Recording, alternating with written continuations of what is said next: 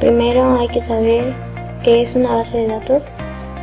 En las definiciones que encontramos en internet y casi cualquier libro se define una base de datos como una serie de datos organizados y relacionados entre sí, los cuales son recolectados y explotados por sistemas de la información de una empresa o un negocio en particular. Entonces tenemos que una empresa tiene usuarios, equipos, a partir de los cuales generan información referente a dicha empresa y todos estos se almacenan dentro de una base de datos. Desde luego, todas las empresas van a manejar su base de datos a través de un SGBD, que en pocas palabras significa Sistema Gestor de Base de Datos, es el cual se va a encargar de gestionar toda la información referente a una base de datos de alguna empresa.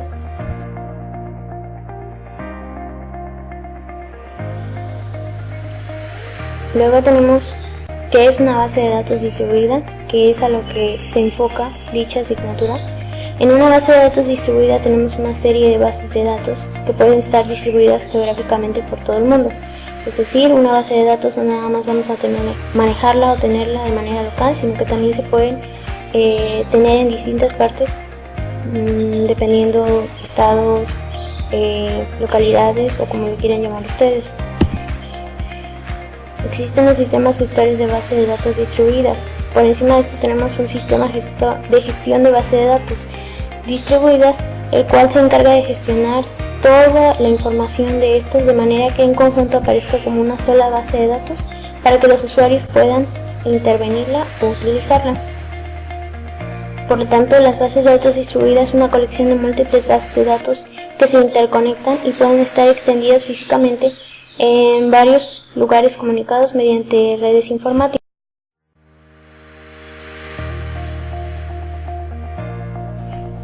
Tenemos tipos de bases de datos distribuidas.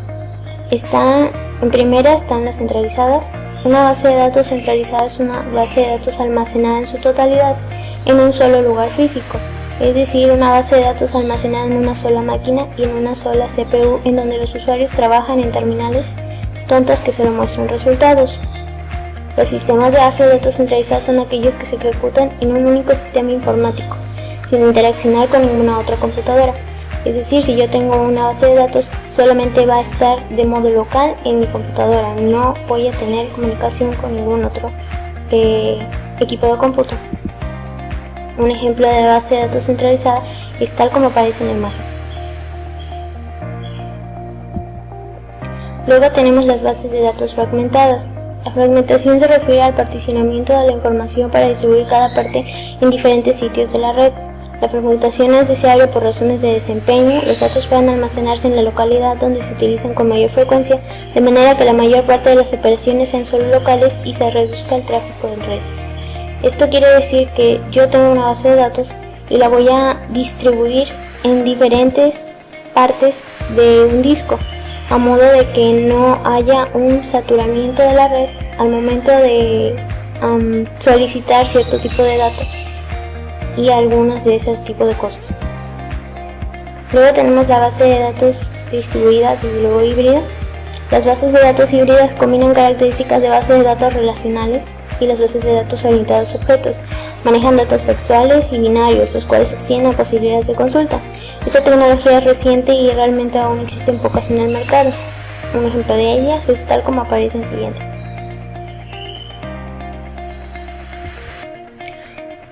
Por último tenemos la base de datos replicada. La replicación y copia mantiene los objetos de la base de datos en las múltiples bases de datos que levantan un sistema distribuido. Esto quiere decir que yo tengo un servidor en determinada ciudad, en ciudad 1, y tengo una ciudad 2 en donde hay otro servidor.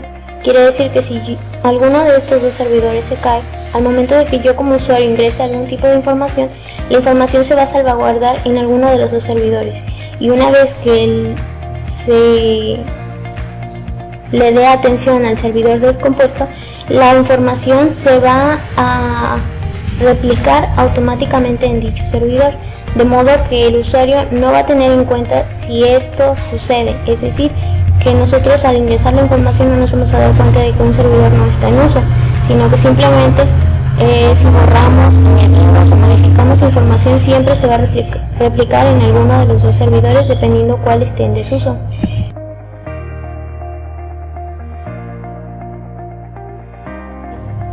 La primera es la autonomía local. La autonomía local dice que los sitios de un sistema distribuido deben ser autónomos. Ningún sitio X deberá depender para su buen funcionamiento de un sitio y todas las operaciones de un sitio se controlan en ese sitio. Es decir, los sitios distribuidos deben ser autónomos, es decir, que todas las operaciones de un sitio dado se controlan a partir de ese sitio, no de otro. Luego tenemos la no dependencia de un sitio de control. Todos los sitios deben tratarse igual, no debe haber dependencia de un sitio maestro para obtener un sitio central. Razones: el cuello de botella o la vulnerabilidad. Esto quiere decir que no debe haber dependencias de los sitios centrales para obtener los servicios. En la operación continua, lo mismo que en un sistema centralizado, nunca deberá haber necesidad de apagar el propósito o sistema. Es decir, nunca debería apagarse para que pueda realizarse alguna función, como añadir un nuevo sitio. Luego tenemos la independencia con respecto a la localización. Esto quiere decir que no debe ser necesario que los usuarios sepan dónde están almacenados físicamente los datos, sino que más el usuario lo que debe ver como si solo existiera un sitio local. Independencia con respecto a la fragmentación. Aquí dice que un sistema maneja fragmentación si es posible dividir la relación en partes o fragmentos para propósitos de almacenamiento físico. Este es deseable por razones de desempeño. Los datos pueden almacenarse en la localidad donde se utiliza con mayor frecuencia, de manera que la mayor parte de las operaciones sean solo locales y se reduzca el tráfico en la red. Independencia de réplica. Las razones de la réplica es el mejor desempeño, menos comunicación intersticial, mejor disponibilidad. Una de las desventajas es la propagación de actualizaciones. Si una relación está dada, es decir, un fragmento dado de una relación se puede presentar en el nivel físico mediante varias copias almacenadas o réplicas y en muchos sitios distintos. Procesamiento distribuido de consultas. El procesamiento distribuido de consultas, el objetivo es convertir transacciones de usuario en instrucciones para la manipulación de datos, es decir, los mensajes, y así reducir el tráfico en la red. Implica que el proceso mismo de optimización de consultas debe ser distribuido. Es ahí donde entra la optimización de consultas. El manejo distribuido de transacciones, sus aspectos principales: control de recuperación y control de concurrencias, cada uno de los cuales de estos requieren tratamientos más amplios en el ambiente distribuido. La independencia con respecto al equipo. Las instalaciones de cómputo en el mundo real por lo regular incluyen varias máquinas diferentes y existe una verdadera necesidad de integrar datos en todos estos sistemas y presentar al usuario una sola imagen del sistema. Es decir, este debe ser ejecutable en diferentes plataformas de hardware. Independencia con respecto al sistema operativo. La independencia, es decir, con respecto al sistema operativo, es que este debe ser ejecutable en varios sistemas operativos. No hay otra forma de explicarlo más que así. Simplemente deben de poderse ejecutar en diferentes sistemas operativos. Independencia con respecto a la red. El sistema de poder manejar múltiples sitios diferentes con equipo distinto, diferentes sistemas operativos. Resulta obvia la conveniencia de manejar también varias redes de comunicación distintas. Es decir, que el sistema debe ser ejecutable en diferentes redes. No hay otra forma de explicarlo. Independencia con respecto al sistema de bases de datos es que esta, a través de un esquema global en forma transparente al usuario, debe ser posible ejecutar en diferentes sistemas gestores de bases de datos distribuidas locales que utilicen distintos modelos de datos. Es decir, que sea deseable manejar la heterogeneidad con diferentes tipos de sistemas gestores de bases de datos. Bien, ahora vamos a ver ejemplos de bases de datos. En el ejemplo 1 tenemos las bases de datos distribuidas en diferentes zonas geográficas. Aquí tenemos un problema en que nos dice que un banco tiene 3 sucursales y en cada sucursal un ordenador controla las terminales de la misma y el sistema de cuentas. cada ordenador con su sistema de cuentas local en cada sucursal constituye un sitio de la base de datos. Los ordenadores están conectados por red durante las operaciones normales. Las aplicaciones en las terminales de la sucursal necesitan solo acceder a la base de datos de la misma. Como solo acceden a la misma red local, se les llaman aplicaciones locales. Desde el punto de vista tecnológico, aparentemente lo importante es la existencia de algunas transacciones que acceden a la información en más de una sucursal. Estas transacciones son llamadas globales o distribuidas. La existencia de transacciones globales será considerada como una característica que nos ayuda a distinguir entre las bases de datos distribuidas de las bases de datos locales.